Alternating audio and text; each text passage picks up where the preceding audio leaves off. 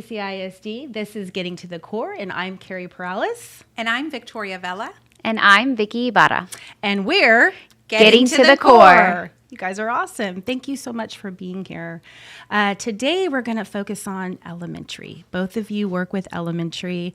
And when I think back to elementary, it was a really fun time. I have lots of great memories. I actually lived in Missouri at the time, and then we moved to Texas, which was a huge shock. Missouri and Texas are very different. Sure. I saw my first fire ant hill when we were at one of the parking rest stops. And then my fifth grade teacher, her name was Miss Mosquita, and she was amazing. I loved her to death. And I really think that's when I decided I wanted to be a teacher because I loved my teacher so much. What was your experience? I think it's fifth grade as well. My fifth grade teacher, she just showed us tough love. She believed in us, and she was like, I'm not going to let down. You're going to do this. You're going to learn it, but I'm going to be right here alongside with you. So I would say definitely the most impactful teacher I had was my fifth grade teacher. Awesome. Was that here in Corpus? It was here in Corpus Christi, What Texas. was her name? Her name was Mrs. Flores. And really fun tidbit, whenever I started teaching here with CCISD, she was still teaching. So I saw her at a training that we went to. So we were both teaching that gave me grade. chills. Yes, it was just amazing. So definitely. That's awesome. What about you? So my favorite teacher was a third grade teacher, Miss Stein, and I lived in Pasadena, so that's close to Houston at the time. So not a teacher here in Corpus Christi, okay. But math is my favorite subject, and so she just really empowered me to continue to accelerate that learning. She involved manipulative, so a lot of the learning was hands-on. There were some aspects of, that procedural or those number fact fluencies. I loved that my multiplication facts, I knew them all by the end of third grade. So that is also a special moment that I can reflect back on. And it was just that encouragement and that push to keep going forward, especially with something that I loved. So yes, elementary teachers tend to be very nurturing. And yes. so I think that's what stems. I wanted to go and nurture others as well. So today we're here to really talk about implementation of the curriculum. So before we get down and dirty about the implementation, I was thinking about just the word implement. So I looked it up, and it actually says implement means to put a decision or plan or agreement into effect.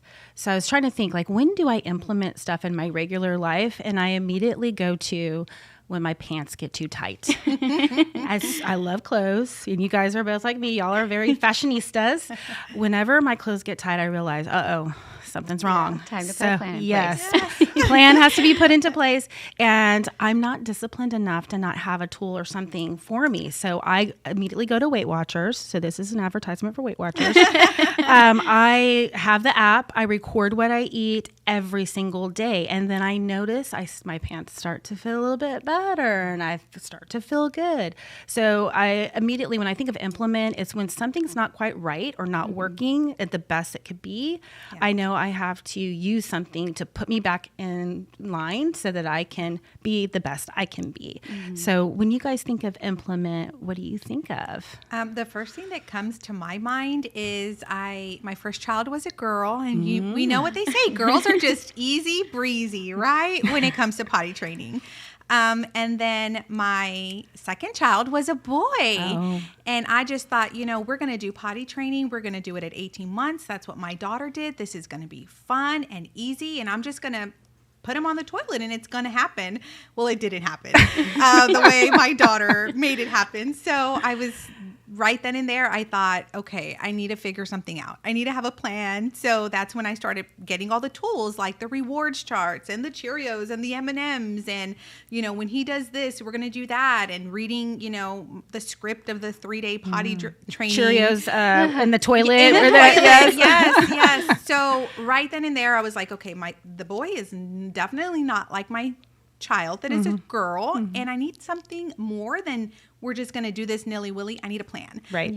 So that's what I can think of. Great. That's a great example. A great example. I have 2 boys, so I totally hear what Same, you're 2 talking boys. about. Yeah. So what about you? I think the first thing that came to my mind was something recently. We heard a message at church of just getting to know your kids, and there's so much going on these days, and we really, as parents, me and my husband, want to know what's the good part of your day and what wasn't the best part of your day, and they have a hard time expressing themselves. They do. And so having my husband do it with me and us making a plan of every day before the boys go to bed, we're going to make sure that we have this talk with them and ask them what was the best part of your day, and it could be anything, and what was the worst part of your day, or what was a not so good part. And it could be something simple as like, oh, I went to lunch today and they had sandwiches and I really wanted chicken nuggets. Maybe that wasn't the best part of your day, and that's okay. It doesn't have to be something so dramatic, but just really getting closer with our boys and just having that partner to do it with me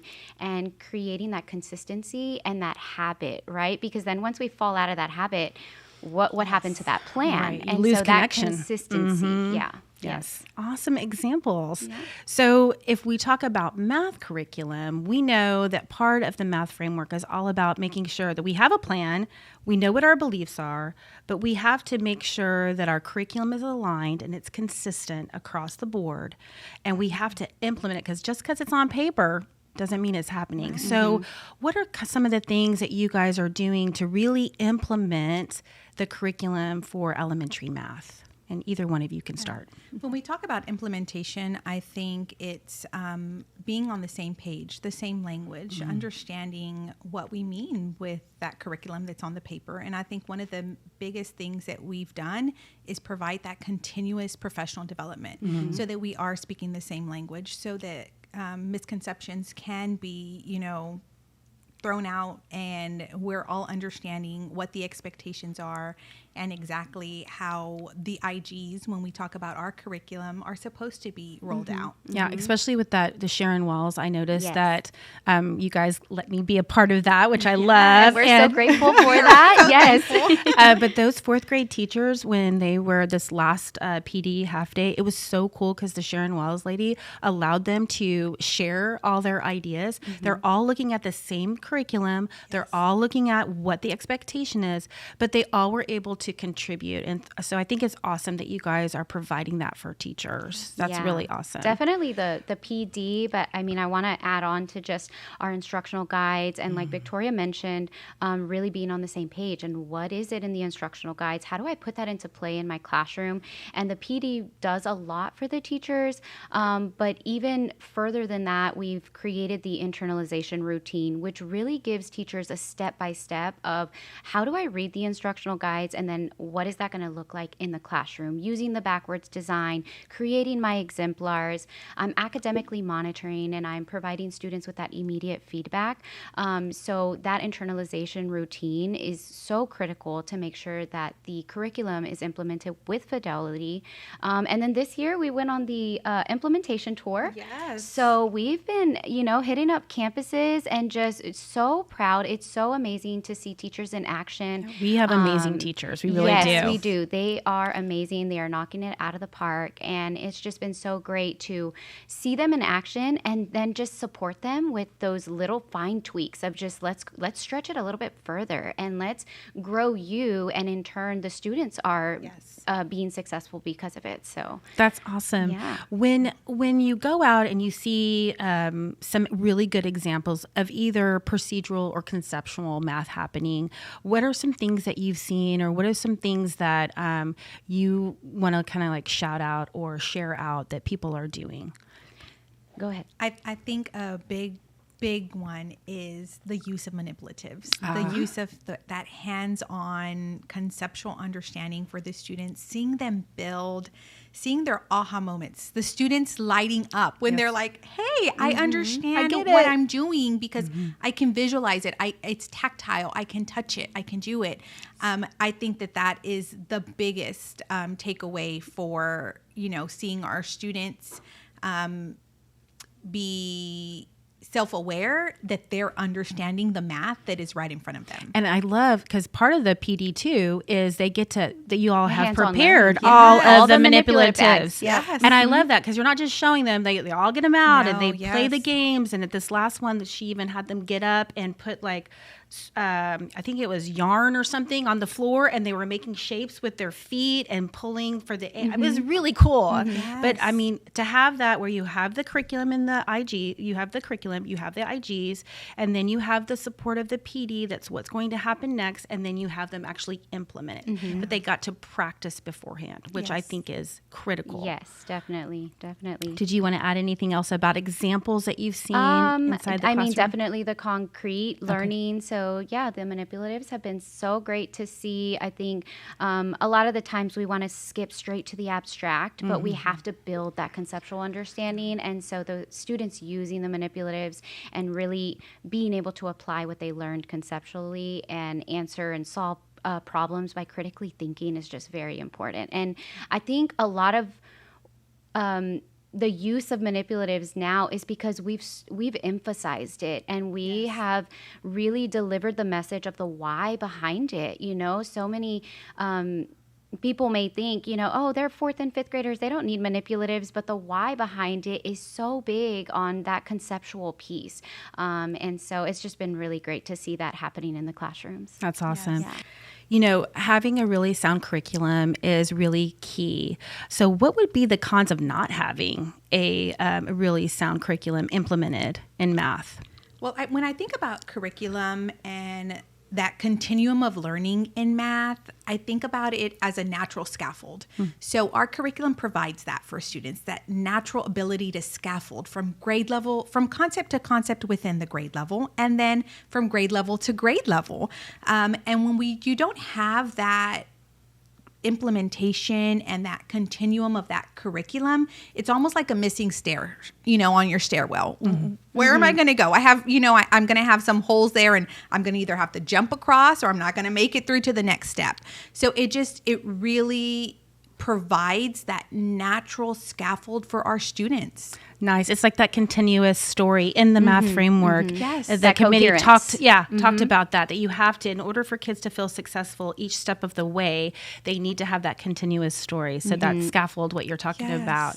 Anything you wanted to And add? I mean, I just wanted to add, and if we don't have that, I mean, there's so many more gaps that are created because of it. There's so much that goes into creating a curriculum, the written, the taught, the tested, and just making sure that we go back and we reflect and we enhance and we adjust those lessons. But if we're skipping pieces, or if that scope and sequence isn't aligned correctly, we're creating more gaps. And so we definitely don't want to do that. So Yes. Well, both of you were a part of the Math Framework Committee, and you got to participate. So before we close out, how did y'all feel about being a part of this and going through this journey of implementing it, having the committee meetings, coming up with the framework, and now launching it? I think it was a great experience. I love that there were so many different stakeholders involved. I mean, Yes. teachers, board members, parents. It was amazing to just collaborate in so many different ways, and that vertical alignment from elementary to secondary. So nice. And just making sure that we're all together and coming up with this framework. So I thought it was a really great process. Awesome. And what about you? I think it makes me feel proud. It makes me feel good that we came together, like Vicki said, across grade levels, across stakeholders, and our best interest was our students. And, you know, I think that just being able to be part of building that continuum of learning from kindergarten all the way to, you know, high school. And we even talked about, like, you know, college and career readiness. Yes. That just allowed us to really become, or just shows that we wanted to be a whole and just continue to streamline things to better our students. Yeah, and that's what it's all about, is student success. Thank you, ladies, so much. This was so much fun. I definitely want to have you back again so we can talk shop, too, about having boys. Right? All right, so this was Getting to the Core. I'm Cary. I'm Victoria Vela. I'm Vicki Ybarra. And we're Getting to the Core.